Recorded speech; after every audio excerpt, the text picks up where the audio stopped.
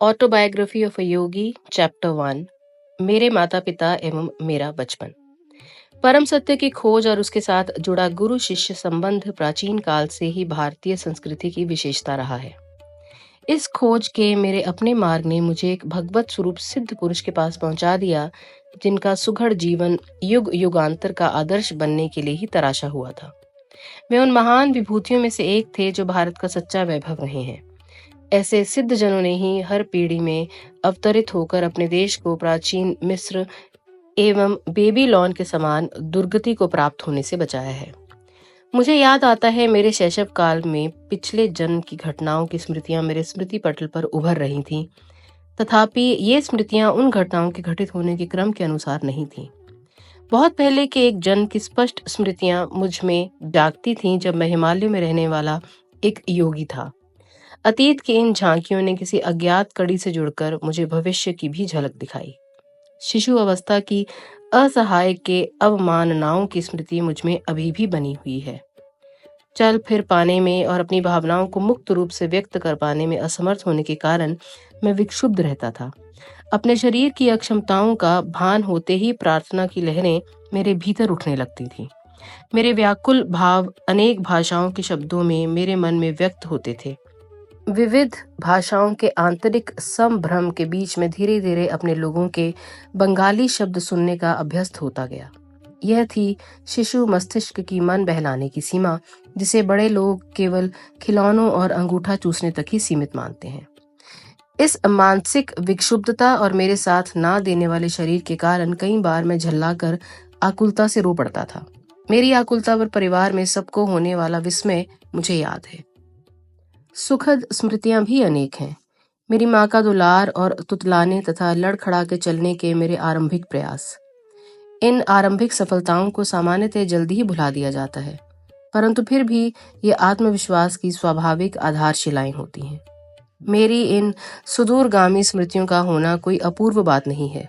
अनेक योगियों के विषय में ज्ञात है कि उन्होंने जन्म मृत्यु के नाटकीय अवस्था परिवर्तन में भी अपने आत्मबोध को बनाए रखा। यदि मनुष्य केवल शरीर होता तो निस्संशय उसकी मृत्यु के साथ ही उसका अस्तित्व समाप्त हो जाता। किंतु यदि युग युगांतर से सिद्ध महात्माओं ने सत्य प्रतिपादित किया है, तो मानव मूलतः अशरीरी सर्वव्यापी आत्मा है। शैशव अवस्था की सुस्पष्ट स्मृतियों का होना विलक्षण तो है, किंतु ऐसी घटनाएं अति दुर्लभ भी नहीं। अनेक देशों में यात्रा करते हुए मैंने अनेक सत्यनिष्ठ स्त्री पुरुषों के मुख से उनकी शैशवावस्था की स्मृतियां सुनी हैं। मेरा जन्म पूर्वोत्तर भारत में हिमालय पर्वत श्रेणी के निकट स्थित गोरखपुर में 5 जनवरी 1893 ईस्वी को हुआ था। वहीं मेरे जीवन के पहले 8 वर्ष व्यतीत हुए थे। हम 8 बच्चे थे, 4 भाई और 4 बहनें। मैं मुकुंद लाल घोष भाइयों में दूसरा और माता पिता की चौथी संतान था। मेरे माता पिता बंगाली क्षत्रिय थे। दोनों ही संत प्रकृति के थे। उनके शांत एवं शालीन दाम्पत्य प्रेम में कभी कोई अनर्थक व्यवहार व्यक्त नहीं हुआ। माता पिता के बीच आपसी सामंजस्य चारों ओर चलने वाले 8 नन्हे जीवों के कोलाहल का शांत केंद्र था। मेरे पिता श्री भगवती चरण घोष स्वभाव से दयालु, गंभीर और कभी कभी कठोर थे। उनसे अत्यंत प्यार करते हुए भी हम बच्चे उनसे आदरयुक्त दूरी बनाए रखते थे। वे असाधारण गणितज्ञ और तर्क शास्त्रवेत्ता थे तथा मुख्यतः अपनी बुद्धि से ही काम लेते थे। किंतु माँ तो स्नेह की देवी थी और हमें केवल प्रेम के द्वारा ही सिखाती थी। माँ के देहांत के पश्चात पिताजी अपनी आंतरिक कोमलता अधिक स्पष्ट रूप से व्यक्त करने लगे। तब मैंने देखा कि उनकी आंखों में प्रायः मेरी माँ की आंखों की झलक दिखाई पड़ती थी। माँ के सानिध्य में हम बच्चों का बचपन में ही धर्म ग्रंथों के साथ कटु मधुर परिचय हो गया। अनुशासन की आवश्यकता पड़ने पर माँ रामायण और महाभारत से प्रसंगोचित कहानियां हमें सुनाती थी। ऐसे अवसरों पर डांट और शिक्षा दोनों ही साथ साथ चलते थे। पिताजी के प्रति आदर के प्रतीक स्वरूप कार्यालय से उनके घर आने पर उनका स्वागत करने के लिए शाम में माँ हम बच्चों को कपड़े आदि पहनाकर ध्यान पूर्वक तैयार करती। पिताजी भारत की तत्कालीन बड़ी कंपनियों में से एक बंगाल नागपुर रेलवे बीएनआर में उपाध्यक्ष के समकक्ष पद पर कार्यरत थे। यात्रा उनके कार्य का एक हिस्सा थी। हमारा परिवार मेरे बाल्यकाल में अनेक शहरों में रहा। माँ गरीबों की सहायता के लिए सदा तत्पर रहती थी। पिताजी भी इस मामले में करुणापूर्ण दृष्टिकोण रखते थे, परंतु अपनी आर्थिक सीमा के अंदर ही व्यय करना पसंद करते थे। एक बार 15 दिनों में माँ ने गरीबों को खिलाने में पिताजी की मासिक आय से अधिक रकम खर्च कर दी। इस पर पिताजी ने माँ से कहा, मैं तुमसे केवल इतना ही कहना चाहता हूँ कि कृपा करके अपना दान धर्म तुम उचित सीमा के अंदर करो। माँ को अपने पति की ये सौम्य उलाहना भी व्यथाजनक लगी। बच्चों को किसी प्रकार के मतभेद का कोई आभास दिए बिना माँ ने एक घोड़ा गाड़ी मंगवाई। नमस्कार, मैं अपने मायके जा रही हूँ। प्राचीन धमकी। हम लोग चकित होकर विलाप करने लगे। उसी समय संयोगवश हमारे मामा वहां आ गए। उन्होंने पिताजी के कान में फुसफुसाकर धीरे से कोई परामर्श दिया। निसंशय सदियों से चला आ रहा कोई उपाय। पिताजी के कुछ संधिजनक स्पष्टीकरण के बाद माँ ने खुशी खुशी घोड़ा गाड़ी लौटा दी। अपने माता पिता के बीच मेरे द्वारा देखे गए एकमात्र विवाद का इस प्रकार अंत हुआ। परंतु एक विशेष संवाद मुझे याद आता है। कृपया अभी अभी घर पर आई एक असहाय महिला को देने के लिए मुझे 10 रुपए दीजिए। माँ की मुस्कुराहट में मनाने की अपनी एक शक्ति थी। 10 किस लिए? 1 रुपया काफी है। पिताजी ने इसके साथ एक औचित्य समर्थन भी जोड़ दिया। जब मेरे पिताजी और दादा दादी की अचानक मृत्यु हो गई थी, तब मैंने गरीबी को पहली बार अनुभव किया। मीलों चलकर स्कूल जाने से पहले मेरा नाश्ता होता था केवल एक छोटा केला। कॉलेज पहुंचने तक मेरी अवस्था इतनी बुरी हो गई कि मैंने एक धनी न्यायाधीश से मासिक 1 रुपए की सहायता के लिए प्रार्थना की। उसने ये कहते हुए मना कर दिया कि 1 रुपया भी मूल्यवान होता है। उस 1 रुपए के मना किए जाने को आप कितनी कड़वी तरीके से आज भी याद करते हैं। माँ के हृदय से तत्काल तर्क उभरा। क्या आप चाहते हैं कि ये महिला भी आपके द्वारा इन 10 रुपयों को मना किए जाने की वैसे ही दुखद स्मृति अपने मन में रखे, जिनकी उसे तीव्र आवश्यकता है? तुम जीत गईं। पराभूत पति की सनातन भाव भंगिमा के साथ पिताजी ने अपना बटुआ खोला और कहा, ये लो 10 रुपए का नोट। इस महिला को ये मेरी शुभकामनाओं के साथ दे देना। किसी भी नए प्रस्ताव पर पहले नहीं कह देना पिताजी का स्वभाव था। इतनी सहजता से माँ की सहानुभूति जगाने वाली उस अपरिचिता के प्रति पिताजी का रवैया उनकी स्वभावगत सतर्कता का एक उदाहरण था। तत्क्षण कोई बात स्वीकार कर लेने में अनिच्छा वस्तुतः सोच विचार के बाद निर्णय के सिद्धांत का पालन मात्र है। मैंने सदा ही देखा है कि पिताजी उचित और संतुलित निर्णय लेते थे। यदि मैं अपने अनेका एक अनुरोधों के पक्ष में 1-2 अच्छे तर्क प्रस्तुत कर देता, तो वे सदा ही मेरी इच्छा पूरी कर देते थे, चाहे वह इच्छा छुट्टियों में भ्रमण यात्रा की हो या नई मोटरसाइकिल की। अपने बच्चों के बाल्यकाल में पिताजी अनुशासन में उनके साथ दृढ़ता बरतते थे, परंतु स्वयं किसी वैरागी की तरह सरल सात्विक जीवन व्यतीत करते थे। उदाहरणतः वे कभी थिएटर नहीं गए, बल्कि विभिन्न आध्यात्मिक साधनाओं में और भगवत गीता पढ़ने में ही उन्हें आनंद आता था।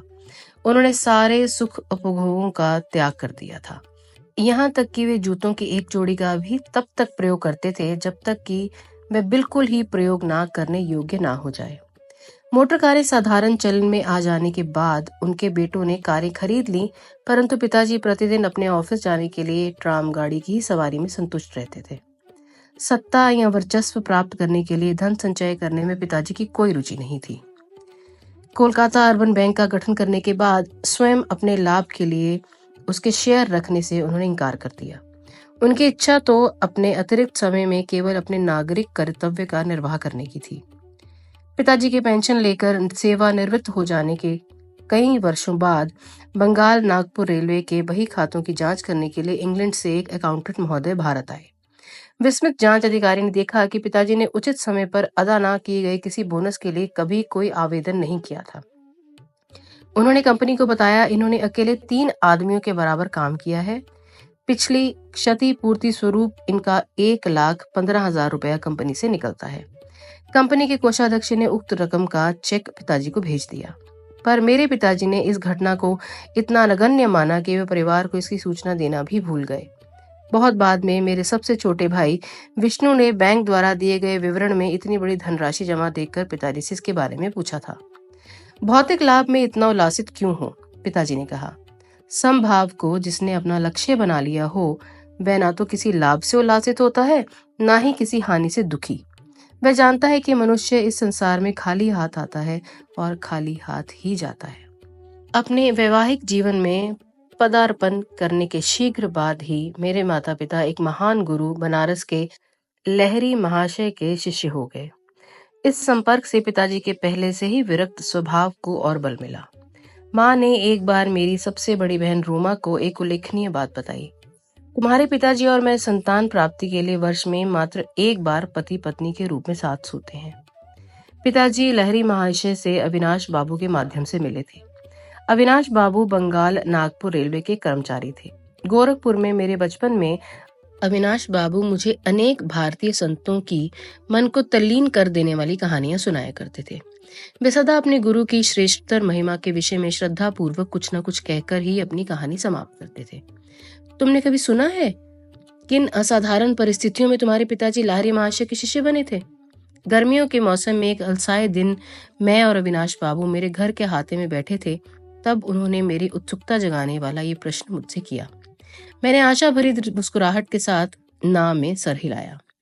तुम्हारे जन्म से कई वर्ष पहले मैंने अपने वरिष्ठ अधिकारी अर्थात तुम्हारे पिताजी से अपने गुरु का दर्शन करने बनारस जाने के लिए 1 सप्ताह की छुट्टी देने की याचना की, पर तुम्हारे पिताजी ने मेरी इच्छा का उपहास किया। उन्होंने कहा, क्या तुम धार्मिक कट्टरवादी बनना चाहते हो? यदि जीवन में आगे बढ़ना चाहते हो तो अपने काम पर ध्यान दो। झाड़ियों में से गुजरती एक पगडंडी से उस दिन उदास मन लिए मैं घर जा रहा था कि पालकी पर सवार तुम्हारे पिताजी से मेरी मुलाकात हो गई। उन्होंने पालकी और नौकरों को विदा कर दिया और मेरे साथ चलने लगे। मुझे सांत्वना देने के लिए वे सांसारिक सफलता के लिए प्रयास करके मुझे लाभ समझाने लगे, पर मैं उनकी बातें बेमन होकर सुन रहा था। मेरा हृदय बार बार यही पुकार रहा था, लहरी महाशय, मैं आपके दर्शन के बिना जी नहीं सकता। हम लोग चलते चलते एक सुनसान मैदान के किनारे पहुंच गए, जहां संध्याकालीन सूर्य की किरणें लहराती ऊंची जंगली घास पर चमक रही थी।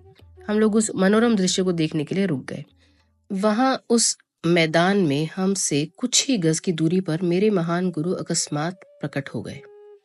उनका स्वर वातावरण में गूंज उठा, भगवती, तुम अपने कर्मचारी के प्रति अत्यंत कठोर हो। इसके साथ ही वे जिस रहस्यमय ढंग से प्रकट हुए थे, उसी रहस्यमय ढंग से अंतर्ध्यान हो गए। मैं जमीन पर घुटने टेककर लहरी महाशय पुकार रहा था। कुछ क्षणों के लिए तुम्हारे पिताजी स्तंभित हो गए। अविनाश, मैं न केवल तुम्हें छुट्टी दे रहा हूँ, बल्कि वाराणसी जाने के लिए मैं स्वयं भी छुट्टी ले रहा हूँ। तुम्हारी सहायता करने के लिए जब चाहे अपनी इच्छा के अनुसार प्रकट होने की शक्ति रखने वाले इन महान लहरी महाशय के दर्शन मुझे करने ही होंगे। मैं अपनी पत्नी को भी साथ लूंगा और इन महान गुरु से प्रार्थना करूंगा कि वे हमें अपने आध्यात्मिक पथ में दीक्षित करें। क्या तुम हम दोनों को उनके पास ले चलोगे? अवश्य। अपनी प्रार्थना के इस चमत्कार पूर्ण उत्तर को पाकर और घटनाओं के इतने शीघ्र अनुकूल मोड़ लेने पर मेरा मन आनंद से गदगद हो उठा था। अगले दिन शाम को तुम्हारे माता पिता और मैं रेलगाड़ी से वाराणसी के लिए चल पड़े। अगले दिन हम वहां पहुंचे तो कुछ दूर तक घोड़ा गाड़ी से गए और फिर तंग गलियों में से चलते हुए मेरे गुरु के घर पहुंचे। उनका घर आसानी से दिखाई नहीं पड़ता था। उनकी छोटी सी बैठक में प्रवेश करने पर वहां हमेशा की तरह पद्मासन में बैठे हुए गुरुदेव को हमने प्रणाम किया। उन्होंने अपने हृदय वेधी आंखें झपकाईं और उन्हें तुम्हारे पिता पर स्थिर कर दिया। भगवती, तुम अपने कर्मचारी के प्रति अत्यंत कठोर हो। 2 दिन पहले घास भरे मैदान में कहे हुए वही शब्द उन्होंने फिर से दोहराए। फिर उन्होंने आगे कहा, मुझे खुशी है कि तुमने अविनाश को आने की अनुमति दी और साथ में तुम भी अपनी पत्नी को साथ लेकर यहाँ आए हो। तुम्हारे माता पिता को अत्यंत आनंद हुआ है कि गुरुदेव ने उन्हें क्रिया योग की दीक्षा दी। उस पवित्र दर्शन के अविस्मरणीय दिन से ही तुम्हारे पिताजी और मैं गुरु भाई के रिश्ते में घनिष्ठ मित्र रहे हैं। लहरी महाशय ने तुम्हारे जन्म में विशेष रुचि दिखाई थी। तुम्हारा जीवन निश्चय ही स्वयं उनके जीवन के साथ जुड़ा रहेगा। गुरुदेव का आशीर्वाद कभी निष्फल नहीं होता। मेरे जन्म के थोड़े ही दिन बाद लहरी महाशय ने इस जगत से प्रस्थान कर लिया। पिताजी का जहां जहां भी स्थानांतरण होता था, वहां वहां लहरी महाशय की एक सुंदर अलंकृत फ्रेम में सजी हुई फोटो हमारे पूजा घर में देवताओं के चित्रों और मूर्तियों के साथ विराजमान रहती थी। लगभग रोज ही सुबह और शाम को माँ और मैं उस पूजा वेदी में सामने ध्यान लगाकर बैठते थे और चंदन सिक्त पुष्प अर्पण करते थे। धूप और गुगुल के साथ साथ अपनी संयुक्त भक्ति द्वारा ईश्वरत्व की पूजा करते थे, जो लहरी महाशय में पूर्णतः अभिव्यक्त हुआ था। उनकी इस फोटो का मेरे जीवन पर जबरदस्त प्रभाव पड़ा। जैसे जैसे मैं बड़ा होता गया, वैसे वैसे मेरे मन में उस महान गुरु का विचार अधिक दृढ़ होता गया। ध्यान में मैं प्रायः देखता था कि उनकी छवि उस छोटे से फ्रेम से बाहर आ गई है और जीवित रूप धारण कर मेरे सामने बैठ गई है। जब मैं उनके ज्योतिर्मय शरीर के चरणों का स्पर्श करने का प्रयास करता, तब वे बदलकर पुनः चित्र बन जाते। जब मैंने बाल्यावस्था से किशोर अवस्था में प्रवेश किया, तो मैंने देखा कि फ्रेम में जकड़ी लाहिरी महाशय की छोटी सी छवि मेरे मन में जीवित ज्ञान प्रदायिनी उपस्थिति बनकर विराजमान हो चुकी है। किसी उलझन या परीक्षा की घड़ी में मैं प्रायः उनसे प्रार्थना करता और अपने अंतर में उन्हें सांत्वनादायक मार्गदर्शन पाता। पहले पहले तो मुझे दुख होता था कि वे शारीरिक रूप में जीवित नहीं थे, किंतु जैसे जैसे मुझे उनका गुप्त सर्व व्यापकता का पता चलता गया, वैसे वैसे मेरा दुख कम होता गया। अपने उन शिष्यों को जो उनके दर्शन के लिए अति लालायित रहते थे, वे प्रायः लिखा करते थे, जब मैं सदा तुम्हारी दिव्य दृष्टि की पहुंच में हूं, तो मेरे अस्थि मांस को देखने के लिए आने की क्या आवश्यकता है। लगभग 7 वर्ष की आयु में मुझे लाहिरी महाशय की फोटो के माध्यम से चमत्कारी स्वास्थ्य लाभ का आशीर्वाद हुआ। इस अनुभव ने मेरे प्रेम को और भी अधिक उत्कट कर दिया। जब मैं बंगाल के इच्छापुर में अपने पारिवारिक घर में रह रहा था, तब मुझे हैजा हो गया था। मेरे बचने की कोई आशा नहीं थी। डॉक्टर कुछ भी नहीं कर पा रहे थे। मेरे बिस्तर के पास बैठी माँ ने भाव विवलता के अतिरेक के साथ मेरे सिर के ऊपर टंगी लाहिरी महाशय की फोटो की ओर मुझे देखने का इशारा किया। उन्हें मन ही मन प्रणाम करो। वे जानती थीं कि प्रणाम करने के लिए हाथ उठाने की शक्ति मुझमें नहीं बची थी। यदि तुम सचमुच अपनी भक्ति प्रकट करोगे और अपने अंतर में उनका चरण स्पर्श करोगे, तो तुम्हें जीवन दान मिल जाएगा।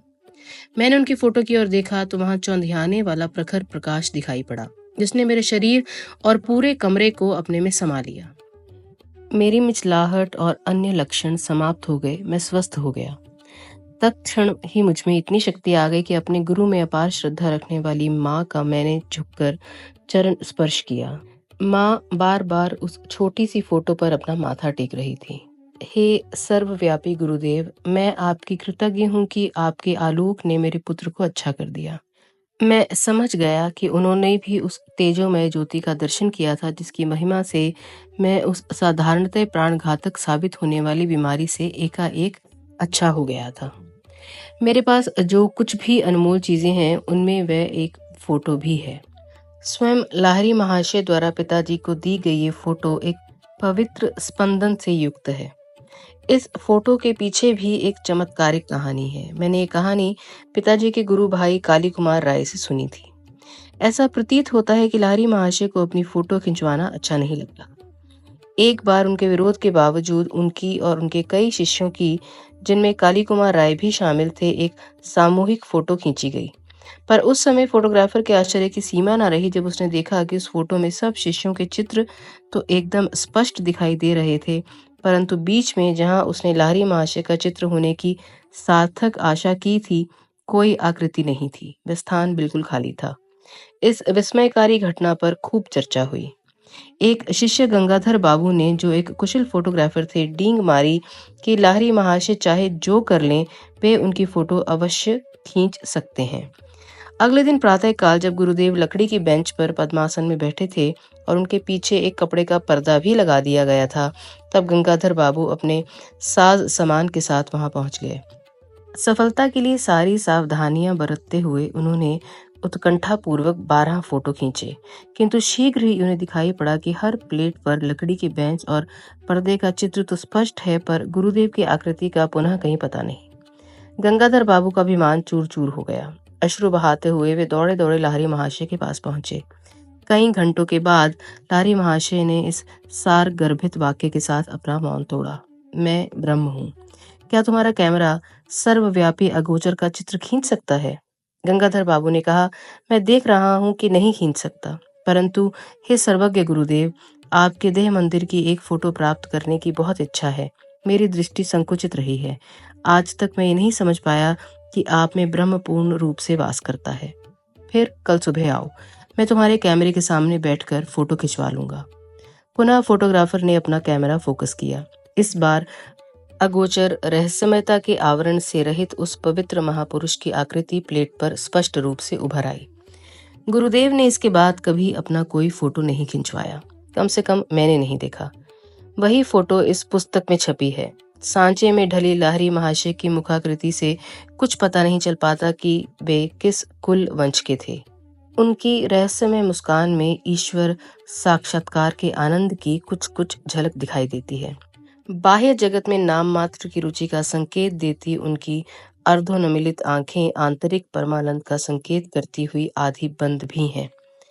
इस जगत के क्षुद्र प्रलोभनों से अलिप्त वे आध्यात्मिक सहायता के लिए अपने पास आने वाले जिज्ञासुओं की आध्यात्मिक समस्याओं के प्रति सतत पूर्ण जागरूक रहते थे। गुरुदेव के चित्र की महिमा से स्वास्थ्य लाभ करने के थोड़े दिन बाद ही मुझे एक प्रभावकारी दिव्य दर्शन हुआ। एक दिन प्रातः अपने बिछौने पर बैठा मैं एक गहन दिवास्वप्न में डूब गया। बंद आंखों के अंधकार के पीछे क्या है, ये अनुसंधानात्मक विचार बड़े वेग से मेरे मन में उभर आया। तत्क्षण ही मेरी अंतदृष्टि के सामने प्रखर प्रकाश कौंध गया। मेरे ललाट में विस्तीर्ण दीप्तिमान पट पर पर्वत गुफाओं में ध्यानस्थ बैठे संतों की आकृतियां छोटे छोटे चलचित्रों की भांति प्रकट होने लगीं। आप लोग कौन हैं? मैंने उच्च स्वर में पूछा। हम हिमालय के योगी हैं। इस दिव्य उत्तर का आनंद वर्णातीत था। मेरा हृदय पुलकित हो उठा। आह, मैं भी हिमालय में आकर आपके जैसा बनना चाहता हूँ। दृश्य अंतर ध्यान हो गया, परंतु रजत किरणें मंडलाकार में अनंत की ओर विस्तृत होती गईं। ये अद्भुत आलोक क्या है? मैं ईश्वर हूँ, मैं प्रकाश हूँ। ये ध्वनि बादलों की सौम्य बुदबुदाहट जैसी थी। मैं आपके साथ एकाकार होना चाहता हूँ। यद्यपि वह ईश्वरीय आनंद क्रमशः क्षीण होता गया, पर उससे मैं ब्रह्म की स्थायी खोज की विरासत प्राप्त करने में सफल हुआ। ईश्वर शाश्वत नित्य नवीन आनंद है। यह स्मृति मेरे हृदय पटल पर इस अनुभव के साथ लंबे समय तक बनी रही। बचपन की एक अन्य स्मृति असाधारण है और उल्लेखनीय भी है, क्योंकि उसका चिन्ह आज भी मेरे हाथ पर है। एक दिन प्रातः समय मैं और मेरी बड़ी बहन उमा अपने गोरखपुर के घर के अहाते के नीम के पेड़ के नीचे बैठे थे। आसपास के तोतों को नीम के पके फल खाते मैं निहार रहा था और बीच में जो समय मिलता था उसमें उमा दीदी मुझे बंगाली की पहली पुस्तक पढ़ने में मदद कर रही थी। उमा दीदी ने अपने पैर पर फोड़ा होने की बात बताई और वह उस पर लगाने के लिए मरहम की एक डिबिया ले आई। मैंने उसमें से थोड़ा मरहम लेकर अपने हाथ पर लगा लिया। तुम निरोग हाथ पर मरहम क्यों लगा रहे हो? बात ऐसी है दीदी, मुझे लग रहा है कि कल मुझे यहाँ फोड़ा होने वाला है। चल, झूठा कहेंगे। दीदी, जब तक तुम कल सुबह क्या होता है ये देख नहीं लेती, तब तक तुम मुझे झूठा कह सकती हो। मुझे क्रोध आ गया। उमा पर उसका कोई असर नहीं पड़ा और उसने 3 बार अपने व्यंग को दोहराया। एक दृढ़ निश्चय मेरी आवाज में ध्वनित होने लगा जब मैंने धीरे धीरे कहना शुरू किया। मैं अपनी इच्छा शक्ति के बल के साथ कहता हूँ कि कल मेरे हाथ पर इसी जगह एक काफी बड़ा फोड़ा निकल आएगा और तुम्हारा फोड़ा सूजकर दुगना हो जाएगा। सुबह मेरे हाथ पर एक बहुत बड़ा फोड़ा निकल आया और उमा का फोड़ा आकार में दुगना हो गया। मेरी बहन चीखती हुई माँ के पास गई। माँ, मुकुंद जादू टोना करना सीख गया है। माँ ने गंभीर होकर मुझसे कहा कि हानि करने के लिए मैं शब्द शक्ति का प्रयोग कभी न करूं। मैंने माँ का वह उपदेश सदा ही याद रखा है और उसका पालन किया है। मेरे फोड़े का इलाज चीरे से हुआ। डॉक्टर के चीरे के बना चिन्ह आज भी वर्तमान है। मेरे दाहिने हाथ पर मनुष्य के शब्द की शक्ति का नित्य स्मरण दिलाता हुआ ये चिन्ह स्मारक के रूप में विद्यमान है। गहरी एकाग्रता के साथ उमा को कहे गए उन साधारण एवं प्रकटतः हानि रहित प्रतीत होने वाले शब्दों के बम के सदृश विस्फोट का निश्चित परिणाम उत्पन्न करने की, यद्यपि परिणाम हानिकारक थे, पर्याप्त शक्ति निहित थी। बाद में मेरी समझ में आया कि किसी के जीवन को संकट से बचाने के लिए वाणी की विस्फोटक स्पंदन शक्ति का सदुपयोग किया जा सकता है और इस प्रकार बिना चिन्ह या कष्ट रहित शल्य चिकित्सा की जा सकती है। हमारा परिवार पंजाब के लाहौर शहर में स्थानांतरित हुआ। वहां मैंने देवी काली के रूप में जगन माता का एक चित्र प्राप्त किया। हमारे घर की बालकनी में इस चित्र का अनौपचारिक मंदिर बना। मेरे मन में अनायास ही ये निश्चित विश्वास पैदा हो गया कि उस पवित्र स्थान पर की गई मेरी किसी भी प्रार्थना को पूर्ति का ताज पहना दिया जाएगा। एक दिन वहां उमा के साथ खड़ा होकर मैं 2 लड़कों को 2 घरों की छतों पर पतंग उड़ाते देख रहा था। इन दोनों घरों और हमारे घर के बीच एक बहुत ही संकरी गली थी। आज तुम इतने चुप क्यों हो? उमा ने खेल खेल में मुझे धक्का देकर पूछा। मैं सोच रहा हूँ कि कितनी अद्भुत बात है कि मैं जो भी मांगता हूँ जगन माता मुझे दे देती हैं। मैं समझती हूँ मैं तुम्हें वे दोनों पतंगे भी दे देंगी। मेरी बहन उपहास की हंसी हंसते हुए बोली। क्यों नहीं? मैंने उन पतंगों को पाने के लिए मौन प्रार्थना शुरू कर दी। भारत में धागों पर मांझा, गोंद और शीशे का चूर्ण लगाकर पतंगों का खेल खेला जाता है। प्रत्येक पतंग उड़ाने वाला अपने प्रतिद्वंदी की पतंग काटने का प्रयास करता है। कटी हुई पतंग छतों के ऊपर से जाती है, तब उसे पकड़ने में बड़ा मजा आता है। उमा और मैं ऐसी बालकनी में खड़े थे जिसके ऊपर छत थी और दोनों ओर दीवारें भी थीं। इसलिए किसी कटी पतंग का हमारे हाथ आना असंभव प्रतीत होता था, क्योंकि स्वाभाविक तौर पर उसका धागा छत के ऊपर ही लटकता हुआ आगे निकल जाता। गली के उस पार पतंग उड़ाने वालों ने अपना खेल शुरू किया। एक धागा कट गया। तत्क्षण ही पतंग मेरी दिशा में लपकी। अचानक हवा बंद हो जाने के कारण वह पतंग एक क्षण के लिए स्थिर हो गई और इसी बीच उसका धागा सामने वाले घर के ऊपर उगे नागफनी के एक पौधे में उलझ गया।